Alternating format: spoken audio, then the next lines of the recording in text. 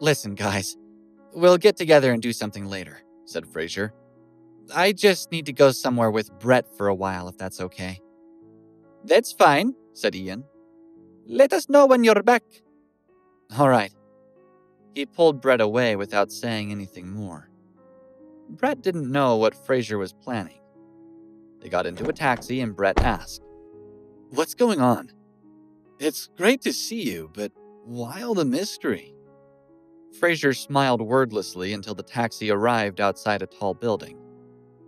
Brett got out of the car, and when he saw the familiar building in front of him, he scowled and said in a depressing tone, You know that I haven't been here in the last 3 years, don't you?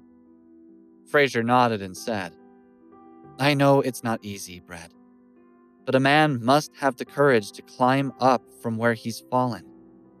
Frazier looked at the building in front of them and continued. I've been asking around, and I've discovered that Yasmin is still working here, and has even been given the job of manager. I know you won't want to do this, but just come in with me. I promise that I won't let you down. When Brett and Frazier left the company, they became laughingstocks there.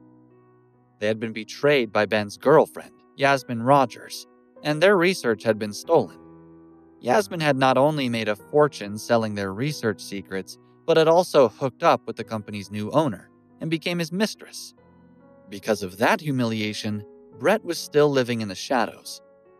Although he was still hugely talented in IT, he had been depressed ever since then. Thinking about those past events, Brett felt a heart-wrenching pain. He shook his head and gave a wry smile. Forget it, Frazier, he said. Let bygones be bygones. I don't want to think about it anymore. If I go in now, I'll only receive more contempt and ridicule. Also, I don't want to see that woman again. Frazier didn't say anything, but took out a document from his backpack and handed it to his friend. Brett, I won't force you to come up, but take a look at this first.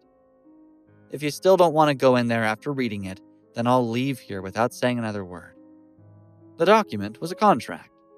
Brett casually glanced at it, and his eyes widened with excitement when he realized what he was looking at.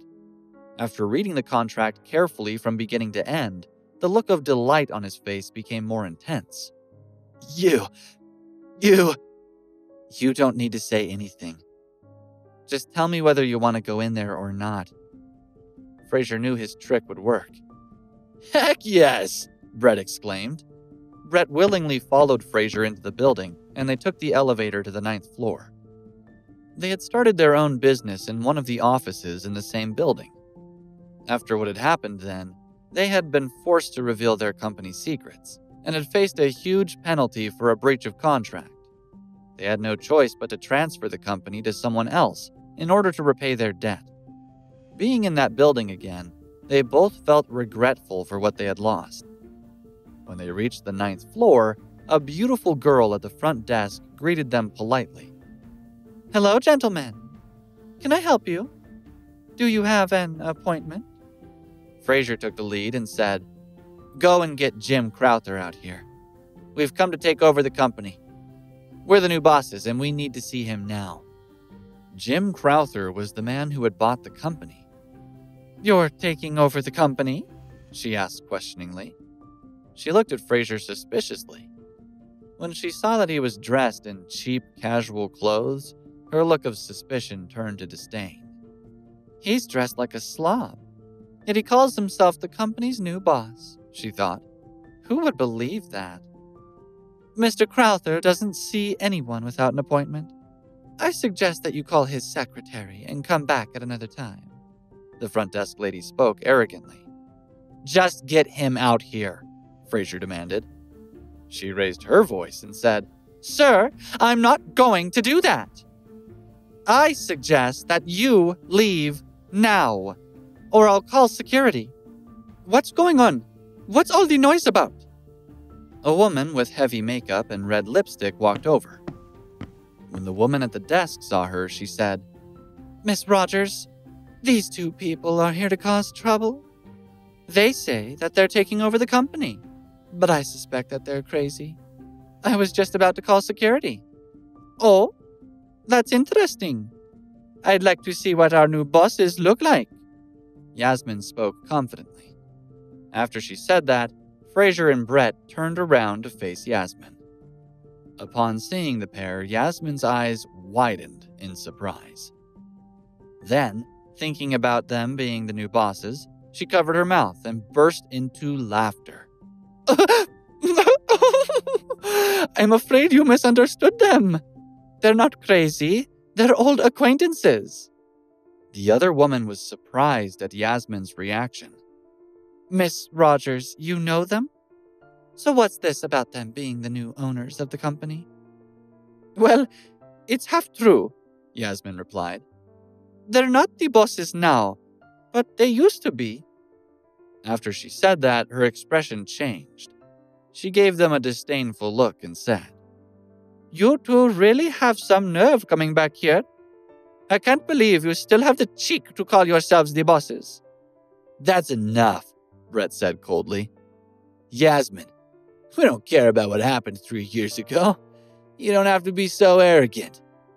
If we'd let people know about what happened at that time, do you know what would have become of you? She looked at him blankly and didn't answer. You'd have gone to prison, he continued. You'd still be there now. For a moment, she looked slightly rattled by what he had said. However, she gave the woman at the desk a wink and put on a confused expression. What did you say? 3 years ago? Are you talking about when we broke up? Or are you still hurting because I cheated on you? If you're trying to threaten me, don't waste your time. The police won't even give you the time of day, Yasmin bullied Brett. Frazier couldn't stand it anymore. You little... Just as he was about to argue on behalf of his friend, Yasmin turned on him. Shut up, Frazier. You're even more useless than Brett. I heard that you've been staying with your wife's family ever since you got out of here, and that you became a cook. And Brett is just a security guard who does odd jobs on the side. The pair of you are total losers. Frazier had the urge to go up and slap her. If she had been a man, he would have done it already. Brett shook his head at him warningly, and then he turned to Yasmin and said, Look in the mirror and ask yourself whether you're really living a happy life now. Thank you for your concern, but I'm very happy, she said haughtily. Ever since I got rid of you, my pauper boyfriend, I've had everything I ever wanted. My quality of life is so high that you couldn't imagine it. She lifted her hand to reveal an expensive bracelet. Do you see this? She asked.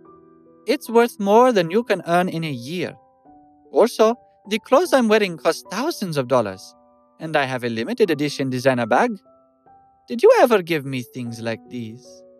I eat at the best restaurants, and I live in a luxurious apartment. Things have gotten much better for me. Why don't you look at your appearance, Brett? You look like you haven't changed your clothes for several days, yet you still have the cheek to talk to me about happiness. Brett just looked at her as if she were a lost cause. Their lives had gone in different directions, and they had nothing in common anymore. He wondered what he had ever seen in her. He said, I understand where you're at, and I don't have anything else to say to you. Just go and get Crowther. Her face lit up as she said, If you're here to apply for a job in security or cleaning, then I'm the person you need to see. But before I can take you on, I need to satisfy myself that you're capable of doing the job. She crossed her arms snobbishly as she extended one of her high heels toward them. She said, On the way into the office this morning, I accidentally dirtied my shoes, and they have a lot of dust on them. Can you lick them clean for me? If you two really want to be cleaners, you'll need to do a good job. Be careful with them because my shoes are worth 3 or 4 months of your pay. Yasmin, you're going too far, Frazier said angrily. You look like you want to hit me, she said. Come on then, hit me if you dare. Seeing her face getting closer and closer to his, Frazier felt a wave of disgust. Instinctively, he pushed her away but couldn't control his strength. She yelled and then fell to the floor. She looked shocked and shouted, "You're crazy! You really dared to hit me?" "I didn't hit you," Frazier said. "I don't hit women, even tramps like you. To be honest, hitting you would make my hands dirty." "Miss Rogers!" At that moment, a group of security guards rushed in. When they saw Yasmin on the floor, they surrounded Frazier and Brett. "Throw these two out for me," she demanded. "No, first, I want you to beat them. Beat them until their faces swell up like balloons." The security guards weren't trained to fight, and they had never used violence in their work. So when they heard Yasmin's request, they hesitated. "What are you waiting for? If any of you don't do what I say, I'll get Mr. Crowther to fire you. You know very well that he will do whatever I ask," Yasmin ordered egotistically. The security guards knew the nature of the relationship between Yasmin and Mr. Crowther, so they clearly understood that she could get whatever she wanted. They looked at each other and decided to attack. After all, they had families to support. Seeing that they were about to be beaten up, Brett pulled Frazier away and was about to run. He had decided it would be foolish to stay and fight when the odds were against them. However, he couldn't pull Frazier away, no matter how hard he tried. Frazier stood firm. Just as he was getting anxious over their predicament, a middle-aged man wearing gold-rimmed eyeglasses entered the reception area. "Everyone, stop this!" he shouted.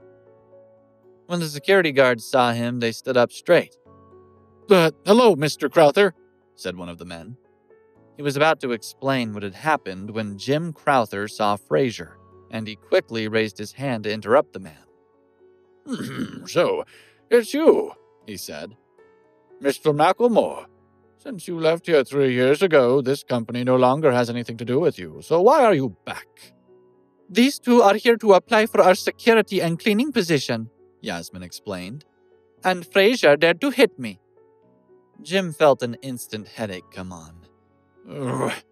"You guys dare to hit my people, and in my place of business?"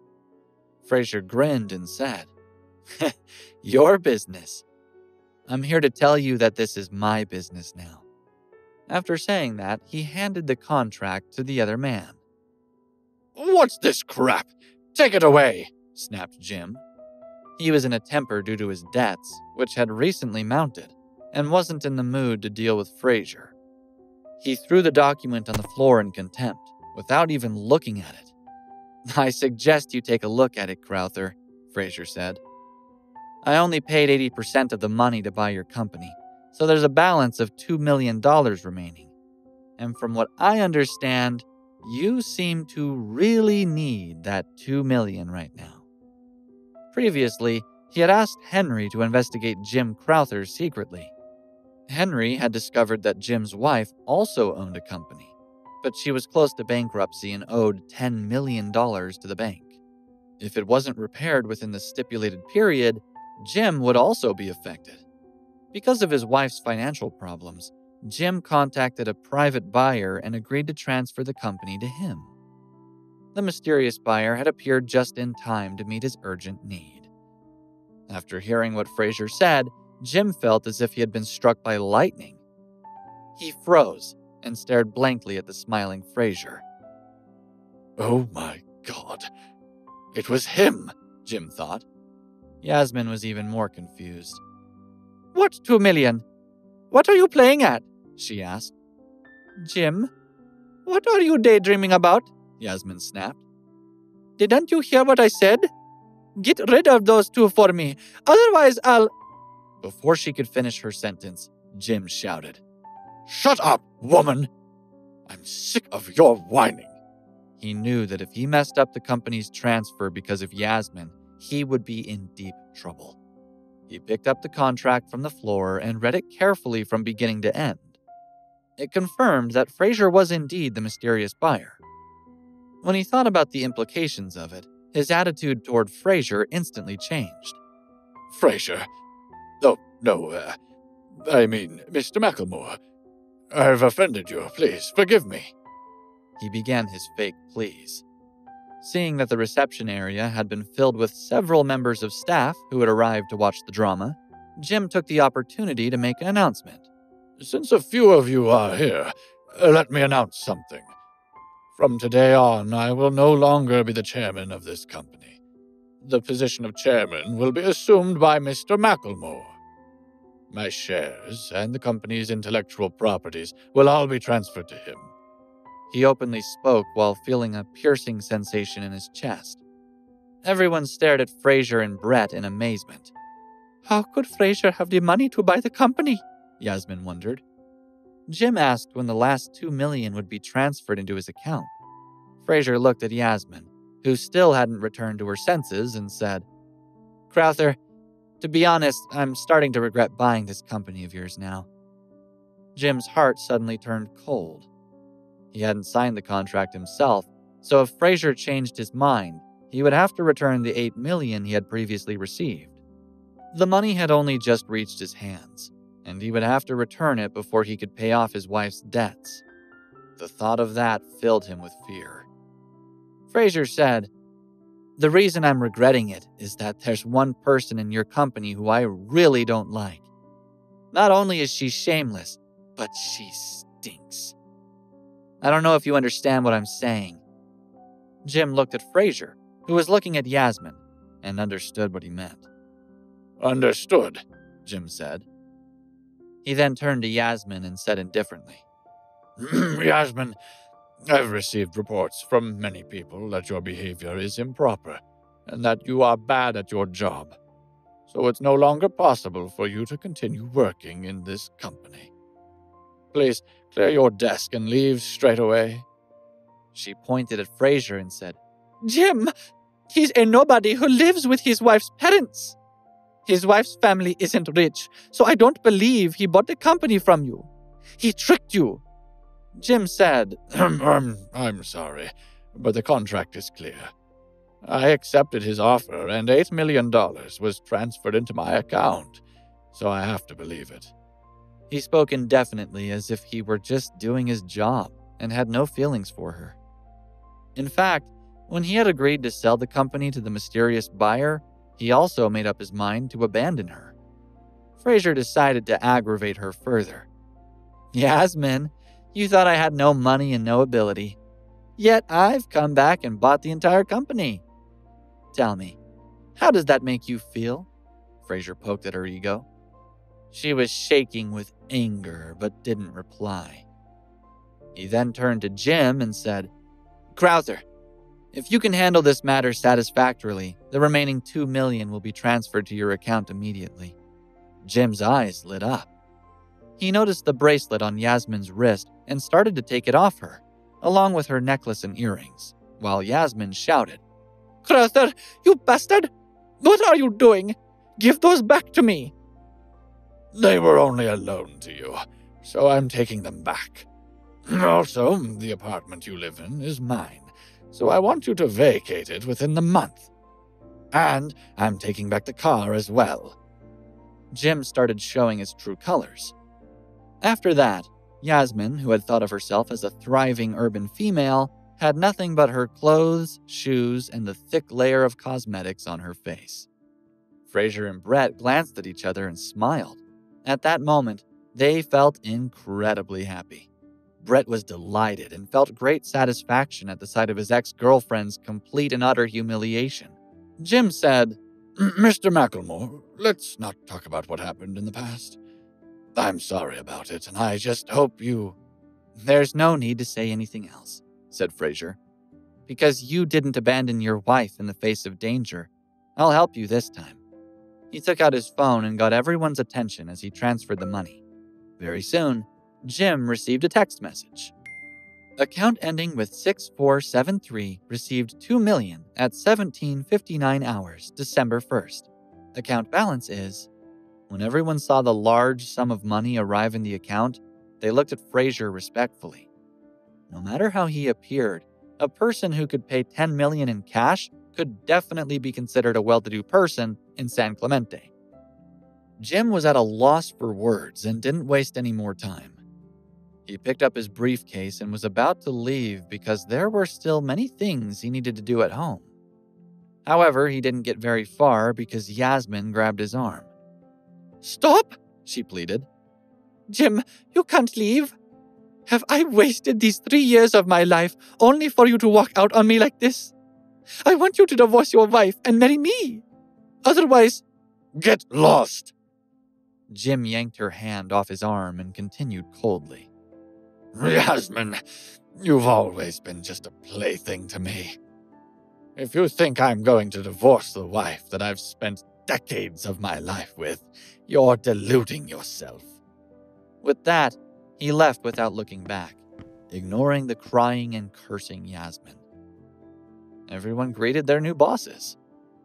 "Congratulations, Mr. Macklemore." "Congratulations, Mr. Macklemore and Mr. Andrews." Yasmin was in complete panic, and she pulled at Brett's arm. I have nothing left now, she said. I can't manage without you. Can we get back together? Even though I was with Crowther, I always held a place in my heart for you. I can't live without you." Yasmin made a fool of herself by saying these words. Hey guys, Frazier here. Listen to the full episode of Unraveling the Son-In-Law exclusively on Pocket FM app. Click the link in description to install the app now.